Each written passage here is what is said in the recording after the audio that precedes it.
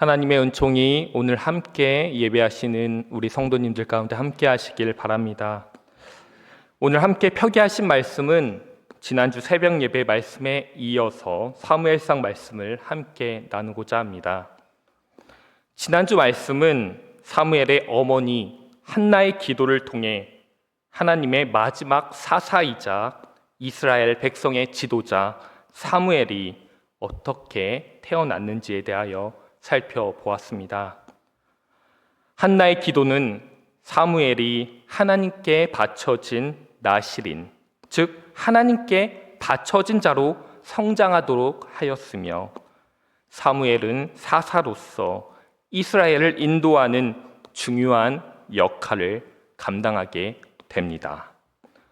그리고 오늘 말씀은 사무엘이 사사로서 자신의 역할을 마무리하고 사사로서 고별을 고하는 마지막 설교를 하는 장면입니다.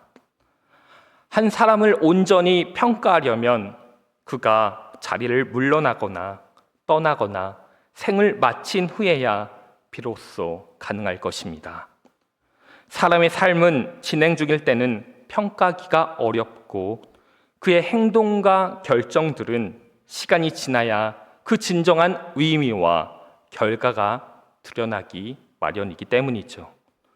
독립운동을 하던 이가 변절에 일본의 앞잡이가 되거나 한때 민주화 운동에 앞장섰던 사람이 나중에 독재자의 편에 서는 일, 혹은 열심히 인권운동을 했던 사람이 돈을 횡령하거나 오히려 사람들을 이용해서 자신의 이익을 도모했던 일들이 비일비재하기 때문이죠.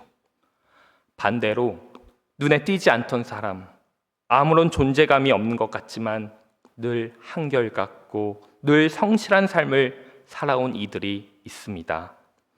이들은 대개 자신의 역할을 묵묵히 수행하며 주변 사람들에게 긍정적인 영향을 미치죠. 그리고 조용히 헌신합니다. 처음에는 그들의 노력과 열정이 주목받지 못할 수 있지만 시간이 지나면서 그들의 진정성과 그들의 일관성이 점차 드러나게 되죠. 따라서 한 사람을 평가할 때는 순간적인 판단이나 표면적으로 드러나는 성과에 기반하기보다는 그 사람이 삶을 통해 보여준 일관성과 헌신을 살펴봐야 합니다. 진정한 평가는 시간의 흐름 속에서 그 사람의 마지막 모습이 드러날 때 비로소 이루어질 수 있습니다. 결국 누군가의 인생의 모범이 되고 존경받기 위해서는 그 삶이 일관성을 유지해야 합니다. 오늘 우리가 함께 읽은 본문의 주인공인 사무엘이 그런 사람이죠. 오늘 이스라엘 백성에게 일종의 고별 설교를 합니다. 이 고별 설교를 통해서 우리는 다시 한번 사무엘의 됨됨이, 사람됨, 그리고 그가 하나님을 얼마나 두려워하고 신뢰했는지에 대해서 우리는 알 수 있습니다. 사무엘은 백성들의 요청을 들어서 길갈에서 사울을 왕으로 세웁니다. 그리고 이제껏 자기가 감당했던 정치적이고 종교적 지도자 자리에서 물러나게 되는 것이죠. 그러면서 마지막 설교를 하게 되는 것입니다. 설교의 처음은 이렇게 시작합니다. 1절과 2절 말씀입니다. 우리 한 목소리로 읽을까요? 시작. 사무엘이 온 이스라엘에게 이르되 보라, 너희가 내게 한 말을 내가 다 듣고 너희 위에 왕을 세웠더니 이제 왕이 너희 앞에 출입하느니라. 보라, 나는 늙어 머리가 휘어졌고 내 아들들도 너희와 함께 있느니라. 내가 어려서부터 오늘까지 너희 앞에 출입하였거니와. 사무엘은 자신에 대해 늙어 머리가 휘어졌다라고 표현합니다. 사무엘이 늙었다라는 말은 8장 1절에서도 나오고 5절에서도 나오고 여기 12장 2절에서도 또 나옵니다. 계속해서 사무엘이 늙었다라고 반복되고 있는 거죠. 성서에서 이렇게 자주 늙었다라고 사무엘에 대해 언급한 것은 단순히 사무엘의 나이와 외모를 묘사한 것이 아닙니다. 신체적으로 그가 늙어간다는 것만 의미한다는 것은 아니죠. 오히려 그의 사역과 그의 지도력의 전환점을 강조하려는 의도가 있습니다. 성서에서 나이 든다는 것은 단순히 생물학적인 변화 이상으로 한 인물이 새로운 시대로 넘어가거나 후계자를 세우고 중요한 책임을 넘겨주는 시점을 상징할 때가 많습니다. 사무엘의 경우도 마찬가지로 그의 늙음이 반복적으로 강조되는 이유는 이스라엘의 지도자로서 그의 사명이 이제 끝나가고 있음을 암시하는 것이죠. 따라서 이 사무엘의 늙음이 강조되는 것은 그의 시대가 끝나고 새로운 시대가 열리게 될 것을 알리는 중요한 신호입니다. 오늘 본 말씀을 보면 왕을 요청한 것은 백성들이었습니다. 그들은 더 이상 사사들의 통치를 원하지 않았고 왕을 세우는 것을 그들은 요구하였습니다. 사무엘의 늙음은 단순한 노화가 아니라 시대가 바뀌고 있음을 상징하며 그가 왕이 아닌 새로운 지도자가 필요하다는 사실을 받아들이고 있는 것입니다. 그런데 백성들이 왕을 요청한 행위는 하나님만이 진정한 왕이시다라는 이스라엘 신앙 전통에 비추어 보면 자칫 잘못하면 하나님의 왕권을 거역하는 말로 들릴 수 있습니다. 실제로 왕정 시대가 도래한 후 많은 왕들이 교만해져 하나님으로부터 멀어진 적도 많이 있었죠. 동시에 백성들이 사무엘에게 와서 왕을 세워주십시오 라고 요구하는 것은 사무엘의 입장에서 보면 이제 당신과 같은 사사는 필요 없습니다. 우리는 당신을 더 이상 필요하지 않고 이제 왕이 필요합니다 라는 의미로 들릴 수 있죠. 사무엘에게는 굉장히 서운함과 배신감을 느낄 수 있는 상황이죠. 그럼에도 불구하고 사무엘은 자신의 한계를 분명히 알고 있었습니다.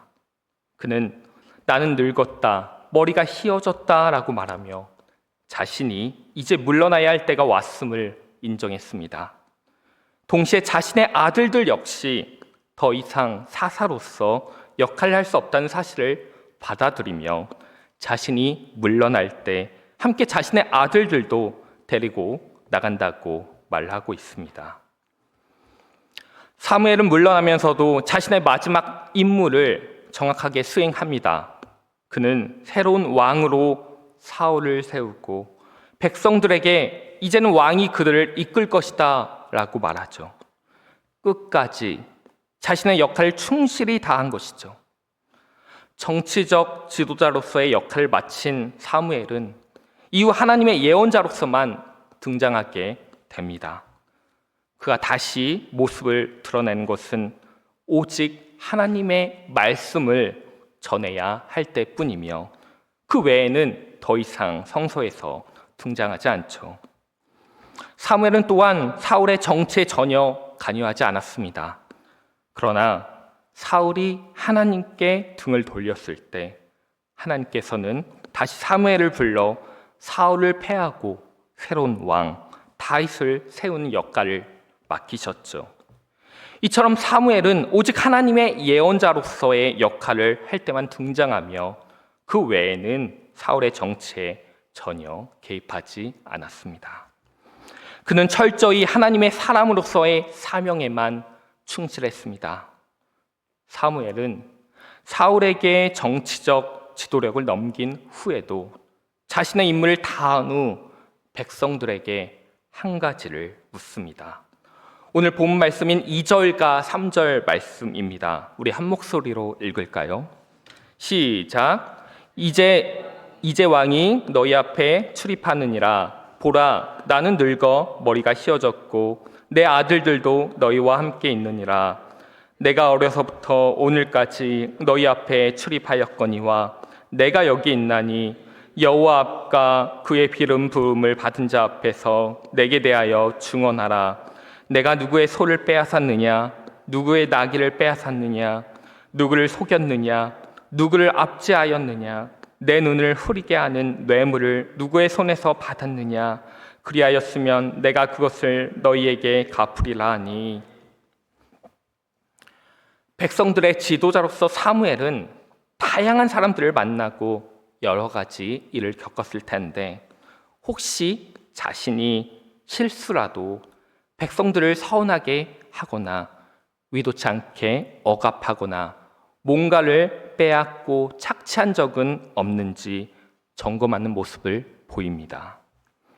그는 만약 그런 일이 있었다면 그것마저 해결하고 깨끗하게 물러나겠다는 자세를 보여주는 것이죠. 동시에 사무엘이 여러 번 반복해서 혹시 그런 일이 있느냐라고 묻는 것은 사실 자신은 그런 잘못을 한 적이 없다는 자부심의 표현이기도 합니다. 그는 일관되게 정직하고 올바르게 살아왔다는 확신을 가지고 있었던 것이죠. 그래서 백성들도 한 번도 그런 일이 없었습니다 라고 대답하며, 그 답변은 오히려 사무엘의 건의를 더욱 굳건하게 세워주었습니다. 사무엘의 등장과 사무엘의 퇴장은 그야말로 흠결 없이 깨끗했습니다. 사무엘이 이렇게 이야기하고 긴 설교를 이어가는데요, 그의 긴 설교에서도 우리는 사무엘의 인격과 우리 신앙의 자리에서 무엇을 돌아봐야 하는지에 대해 생각해 보게 합니다. 앞서 말씀드린 것처럼 사무엘은 백성들에게 자신의 결백함을 주장하며 자신이 권력을 남용하여 타인의 것을 빼앗거나 억압하거나 속이거나 뇌물을 받은 적이 없다고 분명히 말합니다. 즉, 권력을 가졌다고 해서 그 권위로 남을 지배하거나 남을 억누르는 일이 없어야 한다는 것이죠.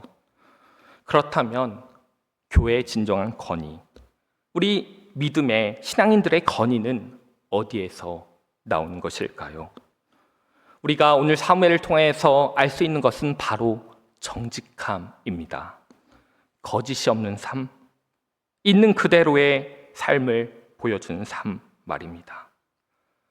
성숙한 믿음은 결코 꾸미지 않습니다. 사람들 앞에서만 경건한 척하고 혼자 있을 때 다른 행동을 하는 것이 아니라 일관된 삶의 태도를 보이는 것이죠. 평소의 모습 그대로가 믿음의 열매로 드러나야 한다는 것입니다. 사무엘이 뇌물에 넘어가지 않았다는 말은 그가 평생 동안 올바른 영적 가치를 지키며 살았다는 것을 의미하는 것이죠. 사무엘이 물질이나 세상의 유혹에 결코 흔들리지 않았다는 것을 보여줍니다. 우리도 때로는 세상의 근심과 걱정, 그리고 다양한 유혹에 넘어질 때가 많이 있죠. 이는 우리가 하나님 나라의 가치에 온전히 서 있지 못하기 때문입니다. 오늘 사무엘의 자기 고백을 통해 우리가 알 수 있는 것은 사무엘이 철저하게 하나님 앞에서 정직한 신앙인의 삶을 살았다는 점입니다. 정직하고 깨끗한 신앙인의 모습에 대해 시편 기자는 시편 15편에 다음과 같이 기록합니다. 제가 읽겠습니다. 여호와여, 주의 장막에 머무를 자 누구 오며 주의 성산에 사는 자 누구 오니이까? 정직하게 행하며 공의를 실천하며 그의 마음에 진실을 말하며 그의 혀로 남을 허물하지 아니하고 그의 이웃에게 악을 행하지 아니하며 그의 이웃을 비방하지 아니하며 그의 눈은 망령된 자를 멸시하며 여호와를 두려워하는 자들을 존대하며 그의 마음에 서원한 것은 해로울지라도 변하지 아니하며 이자를 받으려고 돈을 꾸어주지 아니하며 뇌물을 받고 무죄한 자를 해하지 아니하는 자이니 이런 일을 행하는 자는 영원히 흔들리지 아니하리이다.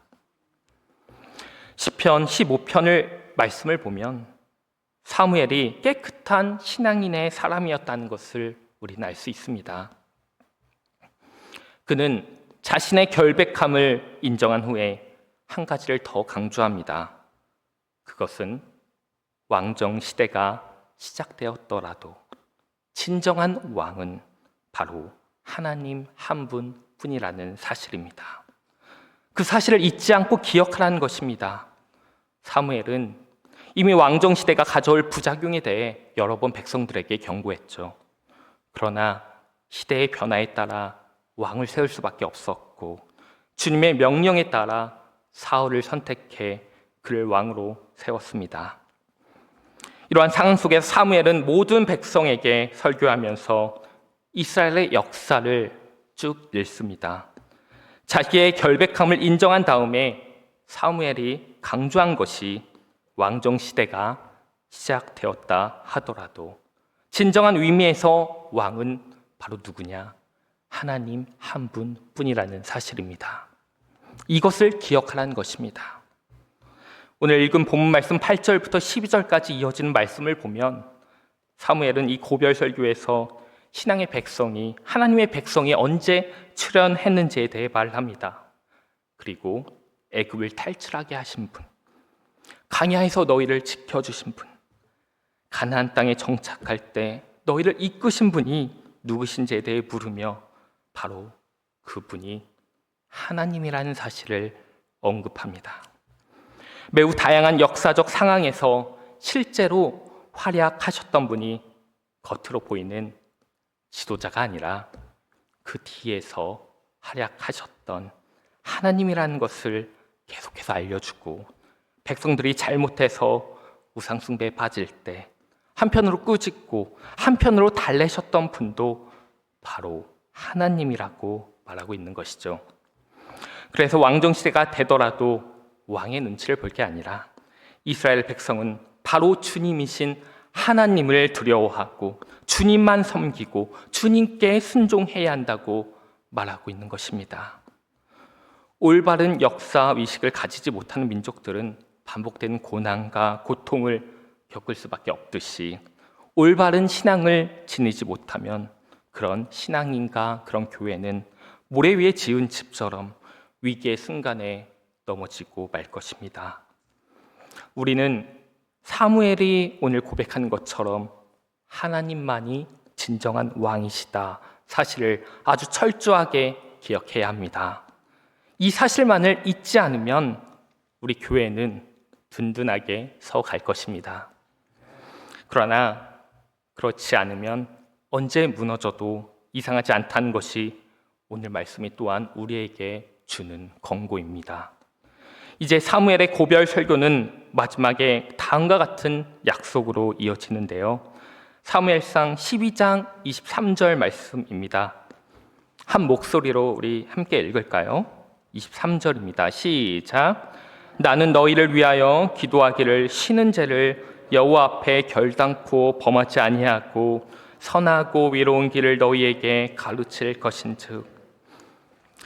사무엘은 자신이 지도자의 자리에서 물러나면서 스스로에게 다짐하며 동시에 이스라엘, 곧 하나님의 선택받은 백성의 현재와 미래를 위해 기도를 멈추지 않겠다고 말합니다.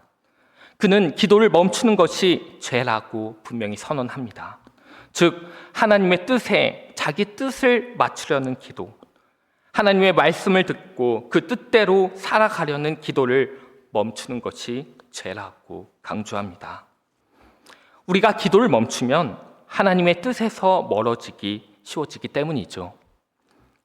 우리가 살아가고 있는 이 현대 사회는 점점 더 복잡하고 빠르게 변화하고 있습니다.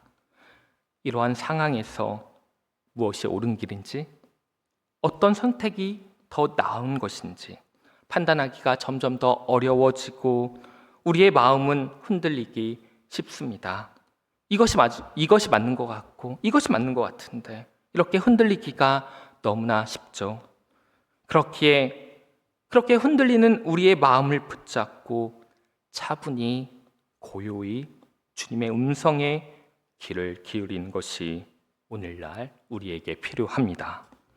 자기 욕망을 앞세워 하나님을 조종하려는 태도가 아니라, 그런 기도가 아니라 세상 속의 소음과 혼란에서 벗어나 하나님 앞에 고요히 나아가 그분의 뜻에 나를 뿌리내리는 그 기도를 쉬지 말아야 한다는 것입니다. 성도 여러분, 여러분과 박노해 시인의 사람의 뒷모습이라는 시를 나누며 말씀을 다루려고 합니다. 언제부터인가 뒷골목이 훈훈한 도시가 좋았고 뒷모습이 아름다운 사람이 좋았다. 그가 마음대로 꾸밀 수 없는 부분, 가장 자기다운 모습이 그대로 드러나는 곳. 뒷모습은 얼마나 중요한가. 그가 돈으로 꾸밀 수 없는 내면, 그가 권력으로도 어찌할 수 없는 영혼, 명예로도 미모로도 가릴 수 없는 사람의 실상. 오늘 뒷모습이 아름다운 사람 하나, 그 내면의 빛과 향기에 나는 감전되었다. 여러분, 박노해 시인은 뒷모습을 통해 사람의 진정한 본질과 정체성이 드러난다고 합니다. 우리가 살면서 외적인 모습이나 사회적 지위에 영향을 받기가 너무나 쉽지만 결국 가장 진실한 모습은 마지막 뒷모습에서 비롯된다는 메시지를 우리에게 전달합니다. 오늘날 젊은이들이 하는 말에 사자성어 낄낄빠빠라는 말이 있습니다. 혹시 아시는 분 계신가요? 네, 맞습니다. 낄 때 낄 줄 알고 빠질 때 빠질 줄 안다라는 뜻이죠. 우리도 마찬가지인 것 같아요. 하나님의 뜻에 맞춰서 우리가 활약할 때가 있고 물러서야 할 때가 있습니다. 사무엘의 이야기를 통해 보면 그는 자신의 역할을 명확히 알고 하나님의 뜻에 순종하며 물러나는 용기를 보였습니다. 그는 왕정시대가 도래했음을 인식하고 하나님이 선택하신 사울에게 왕의 자리를 넘기죠. 이는 자신의 역할이 끝났음을 알고 물러나는 모습이자 태도입니다. 우리가 살아가는 삶에서도 이와 같은 지혜가 필요합니다. 때로는 하나님의 뜻을 이루기 위해 적극적으로 나서야 할 때가 있고 때로는 물러서서 하나님의 계획을 존중해야 할 때도 있습니다. 우리의 내면이 하나님 앞에 정직하고 투명할 때 우리는 진정한 아름다움을 가질 수 있습니다. 다 활약할 때 물러설 때든지 우리가 기억해야 하는 것은 오늘 사무엘이 말한 것처럼 언제나 하나님만이 왕이시라는 것이고 그 왕이신 하나님과 동행하기 위해서는 우리가 기도를 그쳐서는 안 된다는 것입니다.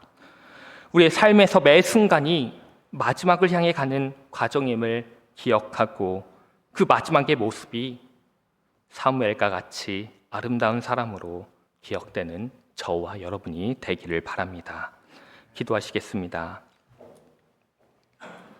사랑의 하나님, 오늘도 주님의 말씀 앞에 섰습니다.